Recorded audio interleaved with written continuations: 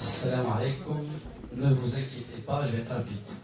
En 10 minutes, je pense qu'on va faire le tour. Donc je me présente, je suis M. Saïdi, je suis ingénieur informaticien, en master en finance, et j'ai quitté le milieu de la banque depuis très peu de temps, 2-3 ans. J'étais en banque d'affaires, j'étais expert en risque pour venir faire l'agence Gomaka, parce que le voyage spirituel, c'est quelque chose qui me tient à cœur. Et sachant que, pour les intéressés d'entre vous, j'ai créé aussi un club de globetrotters arabes qui s'appelle Rahala, qui regroupe beaucoup de personnes d'origine des pays arabes qui ont fait le tour du monde. Donc, c'est des personnes qui peuvent vous étonner. On a beaucoup de monde, des amis personnels, qui ont fait l'Everest. On a des gens qui ont fait le tour du monde à cheval, à pied, en courant, en course, à vélo. Et notre but, c'est de montrer qu'on peut aller en Chine, en Inde, en Patagonie avec un passeport algérien, tunisien, autre, et habituer les polices de frontières du monde entier à nous voir passer avec un bon message d'ouverture, pas toujours de crainte et de recherche sur nos fiches quand on passe dans les frontières. Donc ça, c'est très intéressant. On fait des soirées à Hala aussi, ici. Je vais vous parler juste 5 minutes de l'information que je suis étonné que encore beaucoup de gens pensent qu'on ne peut pas voyager en Palestine. La réponse est simple. On peut voyager en Palestine comme tout autre pays du monde. Aux frontières, la question que tout le monde pousse, est-ce qu'on peut passer aux frontières ou pas? La réponse est oui. Ça fait 5 ans qu'on fait ce voyage. On a eu un taux de 99,99% des personnes qui passent. On n'a jamais eu quelqu'un refoulé, en tout cas dans notre cadre de voyage à ordre touristique. Donc on n'est pas de l'humanitaire, on n'est pas de la politique. Quand on vient, nous, Gomaka, en tout cas avec un groupe, généralement, Mouatameri, donc les gens qui ont fait l'Umrah, on s'arrête à Amman, en Jordanie, on prend le bus, on traverse les frontières côté Jisr al-Malik Hussein pour un lundi. Donc nous sommes un groupe touristique, généralement le passeport est en français. On prend avec nous des Tunisiens, passeport tunisien et passeport marocain, aussi ils passent. Algériens, non. Moi, pourtant, je connais quelqu'un qui est parti avec le passeport algérien. Les Algériens peuvent aller s'ils font l'initiative et la volonté, il faut l'avoir aussi, d'aller demander le visa par eux-mêmes à titre individuel chez les Israéliens, ambassade israélienne.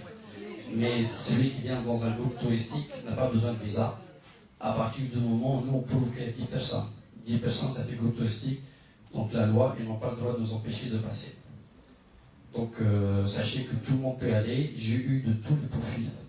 J'ai eu des têtes de manifestants, j'ai eu des têtes de listes d'associations, j'ai eu des convertis, j'ai des juifs convertis. J'ai eu de tout. Et tous m'amènent dans une chambre à côté. Ils me disent, écoute, voilà mon historique avec les Israéliens, j'ai peur de passer. Je dis, viens avec moi. T'inquiète pas, si tu passes pas, nous en tant qu'agence de voyage, on t'offre un voyage d'échange en Jordanie. Donc si tu es les frontières, tu ne vas pas rester seul dans la chambre d'hôtel à Amel. On ne le dit pas officiellement, mais on le fait. Parce qu'on a eu un cas qu'on a fait ça. Donc la personne qui s'était refoulée dans les frontières, on le fait venir en Jordanie, on offre un circuit avec voiture privée, chauffeur, en Jordanie pour qu'il ne passe pas des mauvaises vacances. Mais sinon, à 99% des cas, on a eu du temps d'attente, donc on passe 4-5 heures, 6 heures dans les frontières.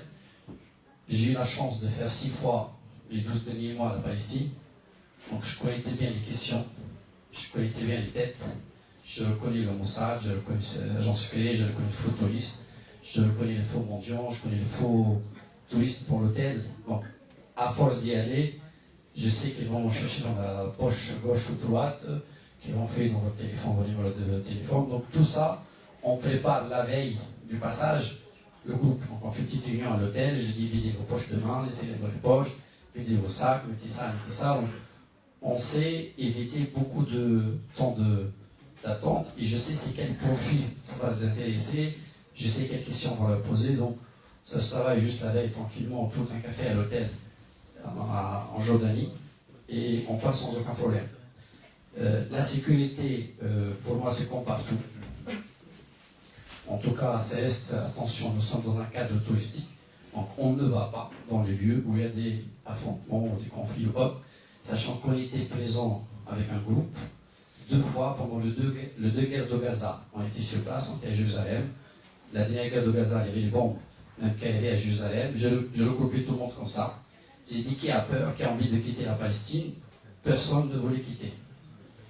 Pourtant, voilà, c'est une vie entière, mais comme le Quds, c'est la taille de Paris. On sait qu'il y a une bombe qui est tombée peut-être à Saint-Denis, mais l'esprit, voilà, fait Créteil. Ça n'a pas fait peur aux gens. Ils ont dit on est là, on n'a pas envie de quitter. Et les 2 guerres, on était sur place. Les autres lieux, on a le droit de nous balader où on veut, encore une fois, parce qu'on a un bus touristique, on a un guide palestinien. Pour info, on ne travaille qu'avec les Palestiniens. Le chauffeur, le guide, le bus, l'hôtel, le change, même la nourriture et des repas, on va les faire dans des camps de réfugiés. Donc on appelle des associations humanitaires locales, ils nous préparent à manger, ça nous donne le prétexte officiel de venir en camp de réfugiés, on mange chez eux, donc il n'y a aucun problème. En tout cas, on n'a rencontré aucun problème de se déplacer où on veut. On va à Quds, Jérusalem, Ariha, Jéricho, Hébron, Ramallah, Nablus, Yafa, Jaffa, Haïfa, Bethlehem, monsieur Bethléem, et Akka. Nablus, Ramallah, je pense que j'ai dit, donc pratiquement toutes les villes palestiniennes. Le circuit, il est combiné avec la Jordanie. On appelle ça chez nous tête de prophète, parce que dans les visites, encore une fois, c'est un voyage touristique spirituel. Ce qu'on fait, donc il est orienté spiritualité, la moitié du Coran.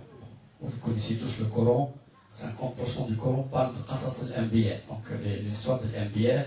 Vous savez que le prophète lui-même a été enseigné l'islam, il a enseigné l'islam en se servant de ces histoires. Il s'est basé sur les histoires de 120 000 prophètes avant lui pour enseigner l'islam. Donc là, on plonge directement dans la source. Je vous donne un titre d'exemple, on va à Petra, en Jordanie. Là, il y a Wadi Moussa, il y a le rocher que Sayyidina Moussa, il a tapé avec la Hassa où l'eau a jailli. Puis on passe, il y a le temple Sayyidina Haroun. Puis on passe, il y a Qawm Lut, le peuple Lut, un mémorial de Zara, l'épouse de Lut. Puis on passe, il y a Maqam Sayyidina Shu'aib, il y a la grotte des 7 tourments, El-Kef. Il y a le côté palestinien, on va bien sûr Qubbat Sakhra, il y a le rocher sacré, le Masjid al-Aqsa. On va avec là, le lieu de la naissance de Sayyidina Isa. On va le lieu, il y a Souk al-Maïda, donc le dernier dîner avec les apôtres, Souk al-Maïda. On va voir le lieu où Sayyidina Maryam a vécu avec Sayyidina Zakaria, décrit dans le Coran aussi. On va au lieu où Sayyidina Isa est monté au ciel, Kanist al-Qiyama. On va à Masjid Omar, on va à Maqam Rab'a al-Adawiya. On va à Tariq al-Uzayr, Nabi Uzayr. On va à Maqam Nabi Yunus. On va à Nabi Moussa, le dernier lieu où Sayyidina Moussa a été vu. On va à Jéricho, Ariha, il y a la grotte où Sayyidina Isa.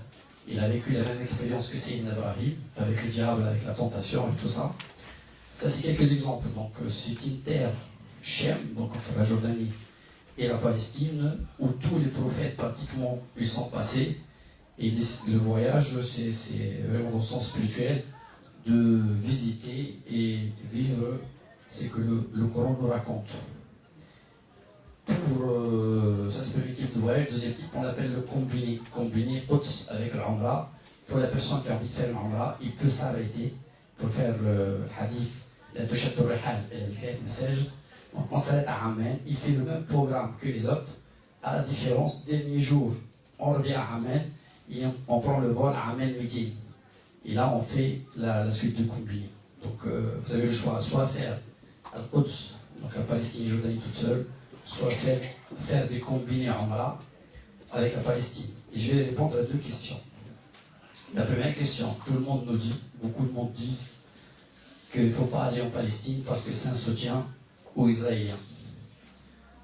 Les personnes, c'est une vision qui se respecte, mais qui est très limitée.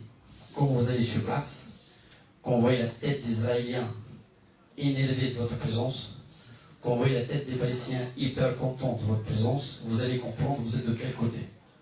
Moi, mon expérience qui me reste toujours, qui me touche, c'est la première fois. Je suis allé on appelle l'inspection, je suis allé seul pour visiter les lieux. Je suis allé à Quds. Quand je suis arrivé à Masjid al-Aqsa, il y avait un des gardiens, m'a posé la question, tu viens d'où? J'ai dit Tunisie. Wallahi, il est parti chez lui, dans sa maison, me ramener à manger. Il avait honte, il m'a dit viens chez moi, je dis je peux pas. Wallah, il est parti chez lui, tellement il est content, c'est un des gardiens de l'Aqsa. Chez lui, il m'a ramené à manger chez lui, il m'a dit assieds-toi, on a mangé devant la porte de Qubbat Sakhra, il m'a dit Wallahi, le Malik Hussein n'aura pas cet honneur. Il m'a dit si le Malik Hussein, roi de Jordanie, met les pieds ici, on va lui casser ses pieds. Il m'a dit toi, tu es venu chez nous, tu es tellement le bienvenu, il m'a ramené à manger chez lui. On a fini de manger, je suis allé me balader dans la vieille ville, tout seul. Je payais un cappuccino. Je dis au monsieur, je paye, il m'a dit tu viens d'où? J'ai dit Tunisie. Il m'a dit tu payes pas, tu m'en as invité.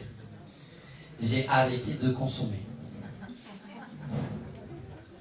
Là, pour vous dire à quel point les Palestiniens sont contents juste de votre présence. Ils ont besoin ni de votre argent, ni amener avec les armes, ni tout ce que vous voyez. Votre présence, elle est très importante. Quand on fait la prière Fajr dans le Masjid al-Aqsa, on est 2 lignes. Je suis fier que parfois une ligne, c'est mon groupe.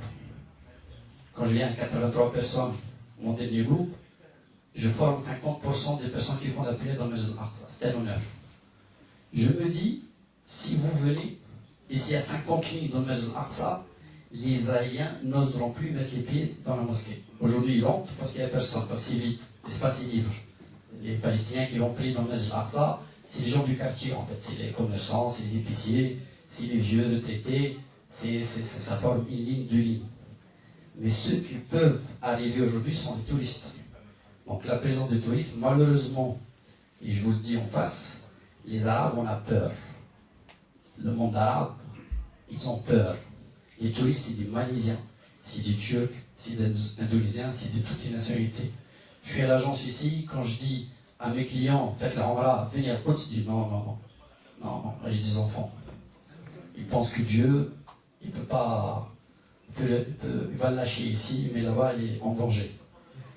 50%, 60% des gens qui font l'Umrah ici, je leur dis, faites le Quds, on a dit combiné, ils ont peur. Ils disent non, je n'y vais pas. Donc je dis, cette hypocrisie de fausse sympathie avec la Palestine, c'est de l'hypocrisie. Vous voyez la Palestine, prenez un vol, venez en Palestine. Vous allez voir ce que c'est la Palestine. Maintenant, si vous avez peur, arrêtez de sortir dans les manifestations, faire des slogans, faire ça parce qu'on a grandi avec ça. On a vécu toute notre vie avec cette cause palestinienne. Et le jour où l'agence était très fière de faire ce programme pour la Palestine, j'étais choqué de voir la peur sur la tête des gens. J'ai eu même une fois un client, il a payé le voyage, il m'a appelé 2-3 fois pour poser la question. Vous êtes sûr qu'on va être en sécurité? Je dis oui, il a fait 2 fois, 3 fois, wallah, il n'est pas parti. La veille, il m'a appelé, il m'a dit gardez l'argent. J'ai dit c'est grâce à vous qu'on a perdu la Palestine. C'est parce qu'on avait beaucoup de monde comme vous il y a 80 ans. Donc, oubliez la peur. Vous n'êtes pas plus en sécurité chez vous qu'en Algérie ou en Palestine. Le risque de passer, ne pas passer existe. On n'est pas des voyants. On est un pourcentage de 99% des gens entrent. On est un pourcentage de 1000% de gens extrêmement émus, satisfaits, contents. Au mois de décembre, je reviens. J'ai des personnes qui reviennent avec moi en décembre pour la 3e fois dans une année. C'est un virus. C'est un virus. On l'attaque, on ne guérit jamais. J'ai fait 6 fois le Quds le 12 derniers mois. Je suis dans tous les groupes. Je me suis inscrit dans tous les groupes. Pourtant, je peux envoyer n'importe qui. Le Quds, j'ai inscrit à l'agence. S'il y a un Quds, j'y vais. Je vous raconte une dernière histoire qui me touche par rapport à le Quds. J'ai entendu une conférence sur le Quds à laquelle j'y crois. C'est rare que je raconte cette histoire. Il y a un alim, en tout cas musulman, il a dit qu'est-ce qui se passe? Pourquoi le Quds, il y a autant de guerres? Pourquoi les chrétiens, les juifs, les musulmans, tout le monde réclame que cet endroit lui appartient? Personne ne réclame que la Mecque lui appartient, que les musulmans. On n'a jamais vu les chrétiens ou les juifs venir réclamer la Mecque. Mais le Quds, tout le monde veut cet endroit. C'est quoi le secret? Selon lui, en tout cas je raconte une histoire que j'ai aimée, il a dit, il a pris Surat al-Isra wal-Ma'raj dans le Coran, il a commencé à analyser cette sourate. Dans ce sourate, il a remarqué un mot qui se répète, qui est Sababa. Sababa, il a vu sur le Kahf, qui désigne une porte. Il dit, bon, ça c'est un premier indice. Deuxième indice, il a dit, quand il y a eu le Ma'raj, donc l'Isra wal-Ma'raj, le prophète est sorti de la Mecque, il est venu à Quds, il est monté au ciel, tout le monde connaît cette histoire. Pourquoi en revenant, il n'est pas revenu à la Mecque directement? On est dans le ciel. Si on veut revenir, il suffit de dévier 1 millimètre et descend la Mecque. Pourquoi? Il est venu encore une fois à Quds pour reprendre le Borak, donc son cheval, et encore perdre du temps la route pour venir à la Mecque. Ça, c'était le deuxième indice. Le troisième indice, il dit dans cet endroit étonnant, il y a Sayyidina Isa, il est monté au ciel.